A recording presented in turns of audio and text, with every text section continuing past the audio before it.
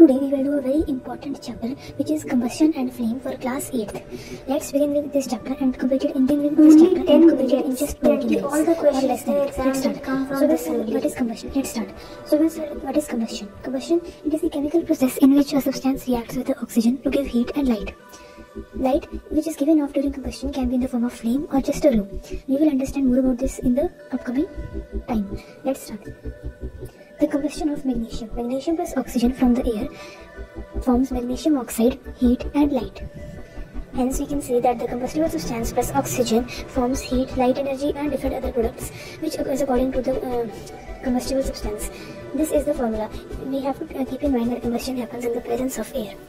Another example can be, this example is of the process of the respiration. Respiration is also a type of combustion because heat is involved in our body. Digested food plus oxygen forms carbon dioxide, water and heat. Let's move further.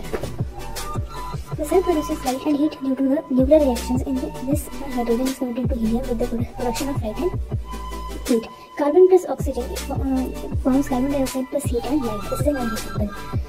Now, substances. There are two types of substances according to this chapter, which are combustible and non-combustible. Combustible substances are those substances which can burn or they undergo combustion. These are, for example, kerosene, wood, charcoal, CNG, cooking gas which is LPG, straw, dry grass, cloth, fabrics, etc. And those which do not undergo any combustion are called non-combustible substances. Stone, glass, cement, bricks, soil, sand, water, iron nails, copper are some examples of it.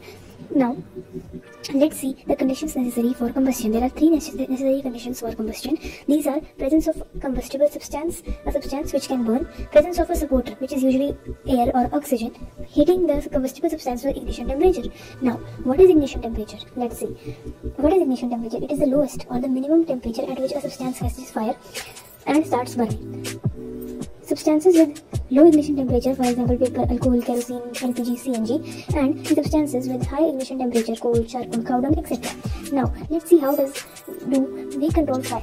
Now, it basically means how to extinguish fire. So, we saw that there are three necessary conditions for combustion. So, we can remove either of these to prevent or control fire.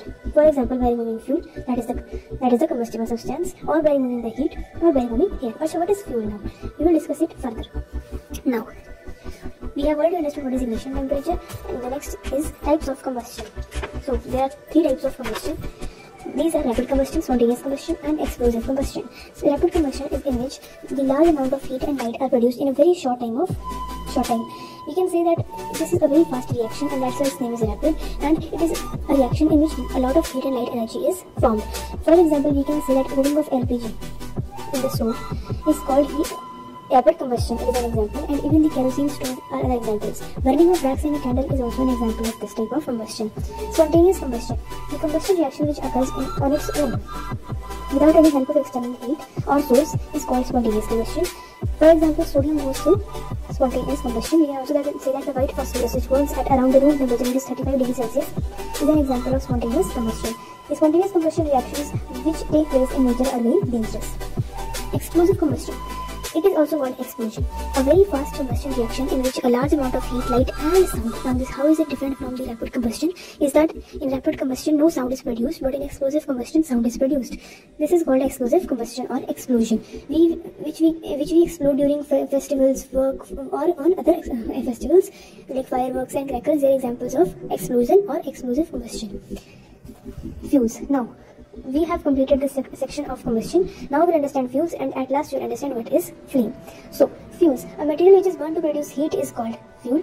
There are three types of fuels, can be solid, liquid or gaseous. Some examples of solid fuels are wood, charcoal, coal, coke, agricultural waste and cow dung cakes. Examples of liquid fuels are kerosene, petrol, diesel and alcohol, also called ethanol.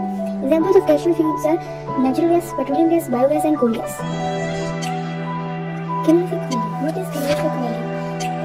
It is basically refers to the fuel efficiency. It is the amount of heat produced by the complete burning of the 1 kilogram of fuel is called calorific value. Basically, the amount of heat, that is basically energy that is produced if complete combustion is done of 1 kg of a fuel. Let's say calorific value of cow dung. So it is 6,000 to 8,000 kilojoules per kg. So we can say that calorific value is also known as the heat value of the fuel, and it is measured in kilojoules per kilogram or kg. The formula for kilojoules is kg, and next up is wood. The calorific value is 17,000 to 20,000 kilojoules per kg. For kerosene, it is 45,000 kilojoules per kg, and for methane, it's 50,000 kilojoules per kg. And the lowest calorific value is of powder cakes, and the highest is of hydrogen gas, which is 15,000, that is like 1,50,000 kilojoules per kg. Now that is huge amount, I guess. Now let's move further. Characteristics of an ideal fuel. A fuel is something that wants to produce heat and energy, or I can say light energy, etc. Usually it is heat. The ideal fuel means liquid fuel. So the characteristics of an ideal fuel or a good fuel are that it has a high calorific value. It means that it produces a large amount of heat with a less amount of we can say mass. But when you say that the hydrogen gas has the highest calorific value, then why isn't it used for, as a fuel, etc.? Well, it has a lot of calorific value. So it would be right to say that the high calorific value, but it would be right to say the perfect amount of or adequate amount of calorific value. Second, it burns easily at the moderate rate. It means it should not burn so fast or slow. Like it should not burn at room temperature, or it should not be a very high temperature to burn. It should have proper ignition temperature, neither too low, neither very high. It does not produce any harmful gases or leaves a residue behind after burning, and it may not cause any pollution to the environment. It should be cheap, readily available, and easy to transport. Let's move next. Flame. What is flame? So flame is a region where combustion of gaseous substances take place. So what is flame? It is a region where combustion of gaseous substances take place. Some gases that burn by producing flames are LPG, biogas, kerosene, oil, mustard oil, etc. We usually say that when the solid aromatic fuels will vaporize, then heating burns with a flame. If the fuels vaporize, then flame will be caused, and if the fuels do not vaporize, then no flame will be caused.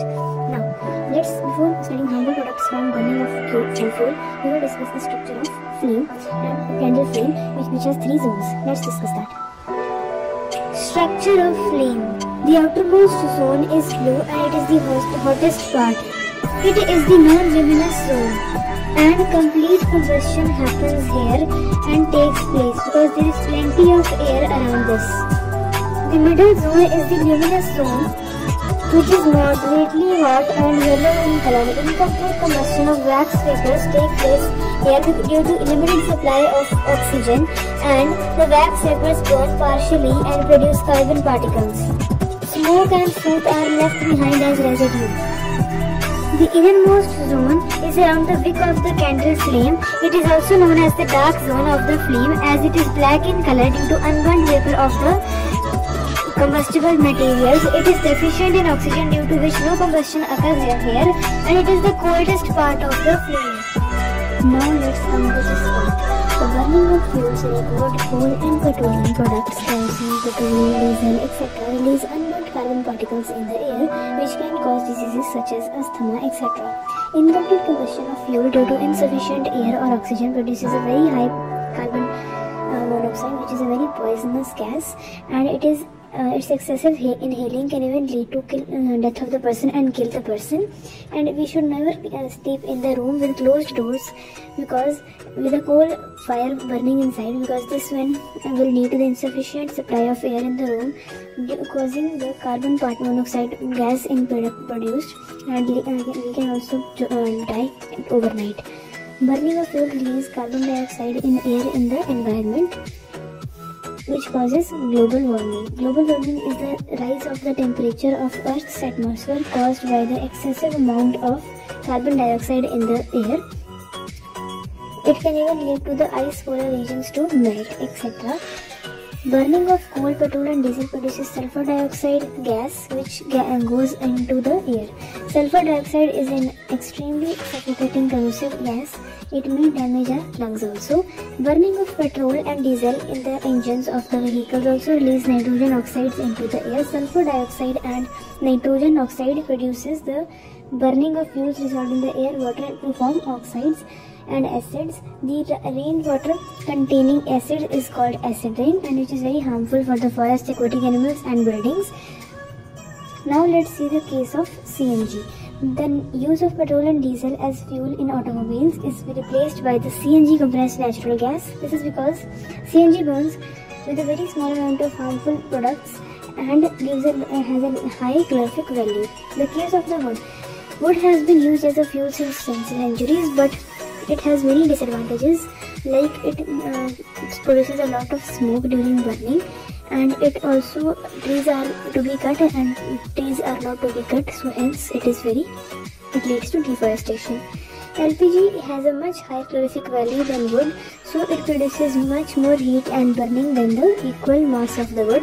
LPG burns without producing any smoke, but burning of wood produces a lot of smoke, hence LPG is better than wood. Thank you so much for watching.